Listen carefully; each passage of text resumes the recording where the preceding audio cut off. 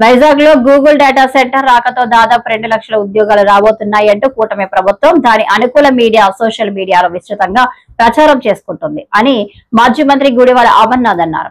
గత వైసీపీ పాలనపై ఆ పార్టీ నేతలపై మంత్రి నారా లోకేష్ నిందలు వేస్తున్నారు. అయితే వాటికి కౌంటర్ ఇచ్చిన మాజీ మంత్రి గుడివాడ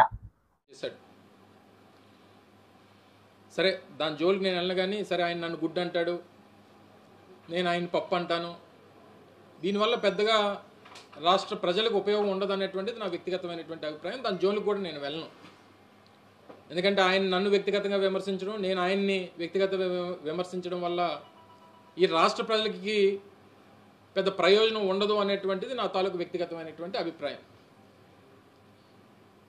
అయితే ఇందులో క్లారిటీ కావాల్సినటువంటిది ఏంటంటే, మేము చాలా క్లియర్గా చెప్పాం. దాన్ని కూడా కొన్ని మీడియా ఛానల్స్ కానీ లేదా వారి పార్టీకి సంబంధించినటువంటి కొన్ని మాధ్యమాలు కానీ వైఎస్ఆర్ కాంగ్రెస్ పార్టీ దీన్ని వ్యతిరేకిస్తుంది అనేటువంటి ఒక రాంగ్ ప్రొపగాండాని చేసేటువంటి ప్రయత్నం చేశారు. నేను చాలా క్లియర్గా చెప్పాం, గూగుల్ డేటా సెంటర్ విశాఖపట్నంలో ఎస్టాబ్లిష్ చేయడం అనేటువంటి దాన్ని మేము స్వాగతిస్తున్నాం అనేటువంటి మాట చాలా క్లియర్గా కేటగారికల్గా ఆ రోజు చెప్పాను. మీ అందరూ కూడా ఉన్నారు. అయితే ఏర్పాటు చేసేటువంటి క్రమంలో ఈ రాష్ట్ర ప్రభుత్వం ఇచ్చేటువంటి 22,500 కోట్ల రూపాయల ఇన్సెంటివ్స్తో పాటు వారికి ఇచ్చేటువంటి ప్రయోజనాలు అన్నీ కూడా చాలా క్లియర్గా జీవో రూపంలో ఏదైతే ఉందో అవన్నీ కూడా ప్రజలకు చెప్పేటువంటి ప్రయత్నం చేసాం. ప్రజలు కూడా అవన్నీ కూడా తెలుసు. సరే, ఒక రాష్ట్ర ప్రభుత్వం రాష్ట్ర ప్రయోజనాలన్నింటి కూడా పక్కన పెట్టి ఒక సంస్థకి భూములు ఇచ్చి రాయితీలు ఇచ్చి ఇవన్నీ ఇచ్చేసినప్పుడు మన రాష్ట్రానికి వచ్చేటువంటి ఉపయోగం నిరుద్యోగ యువతకి ఉపాధి అవకాశాలు కల్పించేటువంటిది, రెండు రాష్ట్రానికి సంబంధించినటువంటి రెవెన్యూ జనరేషన్, ఇవి ప్రధానమైనటువంటి అంశాలు. మేమేం చెప్పాము, అది నేను కూడా సొంతంగా చెప్పినటువంటిది కాదు.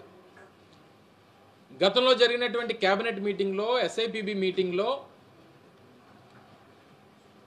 రైడెన్ అనేటువంటి సంస్థ ద్వారా Google data centre 1 gigawatt data సెంటర్ని ఏర్పాటు చేసేటువంటి క్రమంలో 200 మందికి ఉపాధి కల్పిస్తున్నాం అనేటువంటి మాటని క్యాబినెట్ ఎస్ఐపిబి మీటింగ్స్లో వారికి సంబంధించినటువంటి ఈనాడు, ఆంధ్రజ్యోతి పేపర్స్లో కూడా చాలా క్లియర్గా అందులో మెన్షన్ చేయడం జరిగింది. అదే నేను అడిగాను.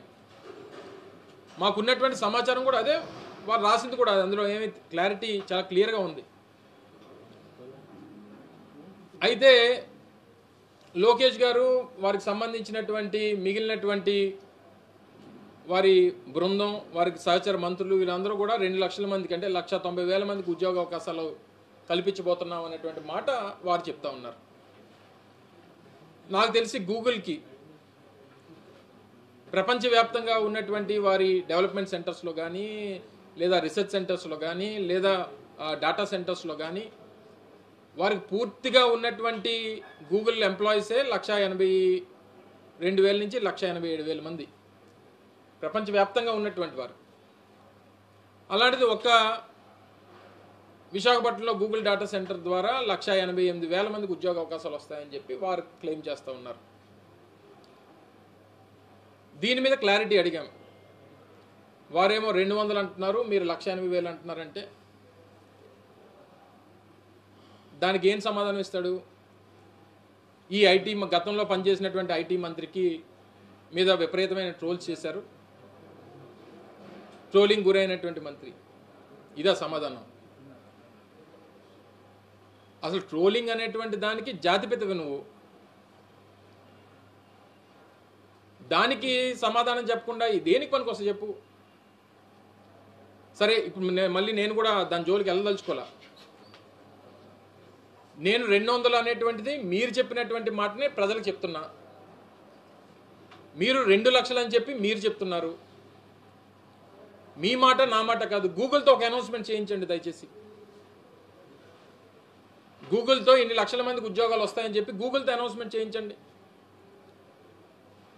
మీరు చెప్పినటువంటి నంబరు 1,88,000 మందికి ఉద్యోగాలు వస్తాయని చెప్పి గూగుల్ చెప్తే, గూగుల్ చేత ప్రకటిస్తే, సరే పార్టీ పక్కన పెట్టి విశాఖపట్నం వాసిగా ఆయన పిలిచి సత్కరిస్తా విశాఖపట్నంలో.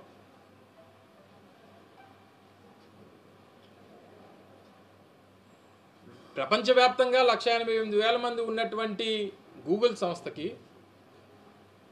ఒక విశాఖపట్నంలో డేటా సెంటర్ ద్వారానే 1,88,000 మందికి ఉపాధి కల్పిస్తానని చెప్పి మీరు చెప్తా ఉంటే నమ్మశక్యంగా ప్రజలకు ఉండాలి కదా అనేటువంటిది మా ప్రశ్న. ఇందులో మేమేమి డేటా సెంటర్ వద్దనట్లేదు.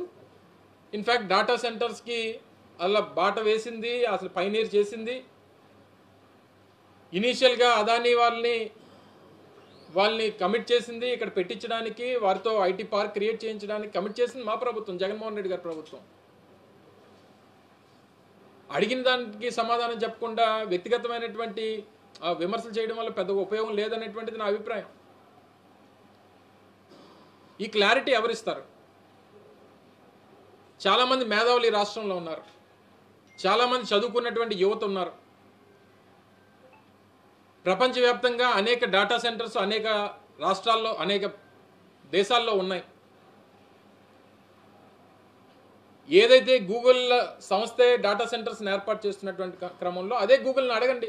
గూగుల్ దీంట్లోని మీరు సెర్చ్ చేయండి. 1 gigawatt data centre, AI based data centre, 1 gigawatt data సెంటర్కి ఎంతమందికి ఉపాధి కల్పిస్తుందని ఆ గూగుల్ని అడగండి, లేదా చాట్ జీపీటీని అడగండి.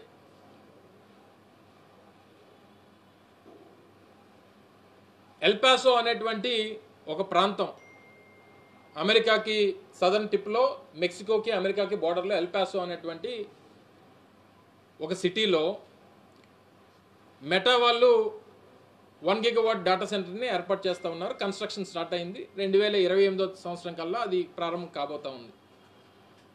వారి ఎస్టిమేటెడ్ ఎంప్లాయీస్ ఎంతో తెలుసా మీకు? ఆ డేటా సెంటర్లో పనిచేసేటువంటి దానికి డైరెక్ట్ ఎంప్లాయ్మెంట్ ఎస్టిమేషన్ ఎంత అంటే 100 నుంచి 150 మంది. ఇది నేను చెప్పినటువంటి నెంబర్స్ కాదు.